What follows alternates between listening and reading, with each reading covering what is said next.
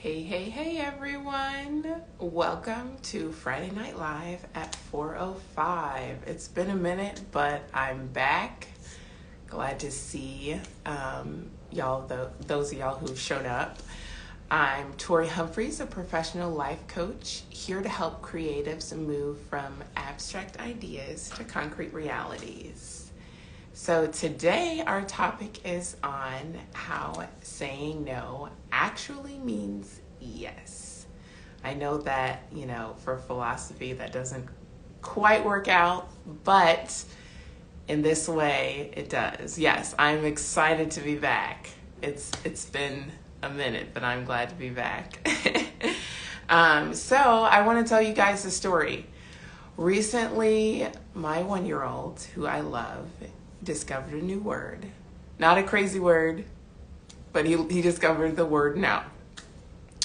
We were sitting down on our burgundy couch, and he had a whole bag of veggie straws in his hand. And I was sitting adjacent to him. And I reached my hand out and asked him if he would share with me. To which, you know how he responded. He looked at me, he looked at my hand, and said no. And I was like, where did he learn this from? This was right after my conference. My husband was watching him. I'm not blaming my husband, but I come back to a whole bunch of no's. But I'm just wondering, where did he get it from, and why did he say it with so much confidence? Meanwhile, my husband's standing in front of him and is asking for a few straws himself, and Jordan decides that he is somehow worthy of the veggie straws and gives them to him and doesn't give any to me. So I'm like, what made my husband worthy of veggie straws and I'm not, clearly? I just was confused by that. But even seeing my son understand the value in the word no and the power that's behind that. So later on, I discovered where the source of his newfound vocabulary came from, and I'd forgotten. So our kids love the Pigeon and Duckling books by Mo Willems. This is not a promotion for him by any means, but we do love his books. And that night for story time, before bed, I read The Duckling Gets a Cookie. And the premise of this story is that this sweet, cute little duckling is asking for a cookie, and he asks politely for it. And he gets it. However, the pigeon comes out of nowhere, and he's like, hold up.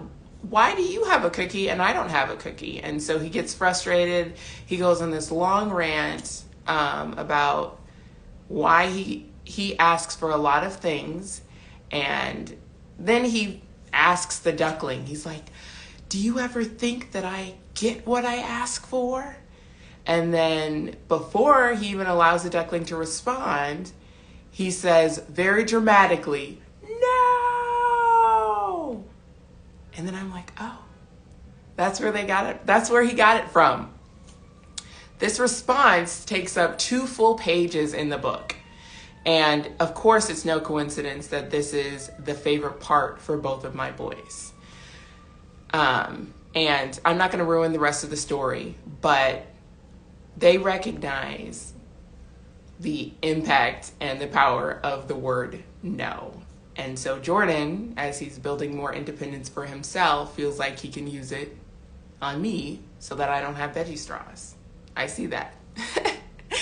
But what is the value of the word no? It's not only a word, but it's also a powerful statement. It's clear and straight to the point. However, people use and associate it with harshness and rejection at times. Depending on how others have used this word, can stir up various latent messages with it. And we can create our own assumptions based upon when we hear other people say it in the future as well. But what if we were to reframe the way we heard and saw the word no? What if no actually meant yes? What could this change for us and how we use the word and how we hear it? Perhaps you may have a hard time saying no to your family members because they've supported you a lot in the past and you feel like you owe them a debt whenever they ask you for something. But what if the true reason why you haven't had time for your creativity is because you said yes to everyone else except for yourself? Saying no is like having a savings account. You are choosing to say no to store it up for something that you want to say yes to. Having vision for what it is you actually want makes saying yes so much easier. If you have a hard time saying no, maybe it's because you don't have a clear picture of what you want to say yes to. And that's completely normal. Sometimes, depending on the circumstances that we've been through, we've been told that we can't have the things that we want. So we don't even try to understand. So I encourage you to explore what saying yes actually means by discovering the things of what you actually want. So saying no to others could mean saying yes to yourself and the dreams that you've put on hold for so long. Saying no to the thoughts that have made you feel like a failure can make way for saying yes to your worth and making the first risky step into whatever it is you want to do. When you say no to something, think about what it is that you are making way to say yes to. And sure, okay, I'm not going to lie. Like, when you start saying no, you can expect that you are going to get unsolicited feedback.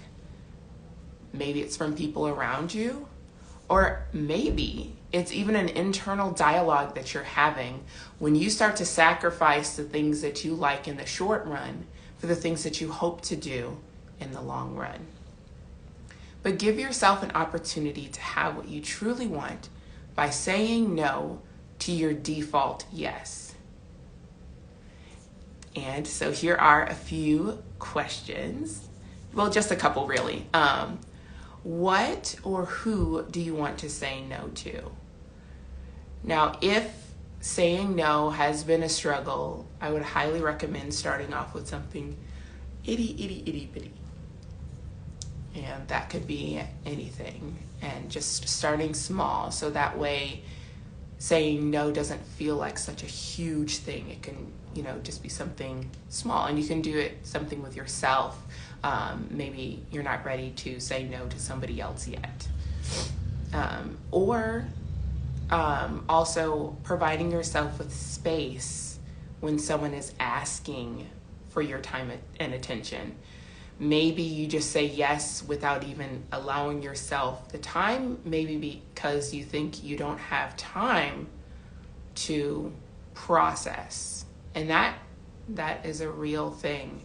So allowing yourself the time and space to even think before having to make a decision about something. Because there can be a lot of pressure in saying yes right away. Second question I have for you guys: what will you be able to say yes to when you say no? Now, you can do some visualization with this. So say you're in between a decision and you're thinking, okay, I'm not sure if I really want to do this or not. But you stop, give yourself some time to think and think about, okay, what could I do instead of this? And allow yourself to dream and imagine.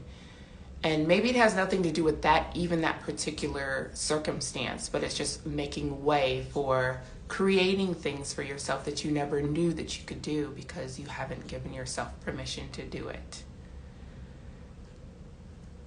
If you do say yes, it will then be because you want to. But if you say no, it's a yes to something else that you want. So either way, it's a yes. And the point is, your new yes can be out of intention rather than guilty obligation. So here are a few examples of what saying no looks like for me. when I'm in my work time, for the most part, I've started not answering phone calls because I need to focus. Having my own business, I need to make those separations from work and family and other things just so that I can really be able to focus and I can be more productive during that time. Another thing is saying no to work when I'm spending time with my family. Also, as a parent, allowing the kids, it's okay if the kids cry. Yes, it can be difficult saying no to kids because they let you see all of the emotions and things that come, and well, physically too, because my my kids let me have it sometimes when I say no. But allowing kids to cry when I need time for myself and saying, okay, if I give myself this time for myself, I'll be able to give that back when I have it, when I have the energy to the kids. So now creatively, here are some things that you might say no to that could be beneficial. Rejecting negative feedback about art. And when I say negative, I mean things that are not going to be beneficial for you. Now, you might receive constructive criticism that might be helpful for you. Prioritizing creative commitments. Saying no to fear that has held you back for a long time. And letting go of perfection in order to be productive. I know for me personally, when I focus so much on being perfect, I can't move forward and I get stuck. So allowing yourself to make mistakes along your journey, giving yourself permission to be you, mistakes and all, you'll be a lot more productive in your creativity. And as a last part, another reiteration, it's important to remember that when you say no, you are really opening up opportunities to say yes. So that's all that I have for us. Thanks for watching Friday Night Live at 4:05. If you're ready to step into your dreams but need additional help, please just reach out. Let's create a plan together. Message me or email me to set up a time to talk. And as always, remember that your worth isn't measured in likes, comments, or Zelle payments. Your value is immeasurable regardless of what lies ahead of you. Thank you guys so much for watching. See you guys next time. Bye.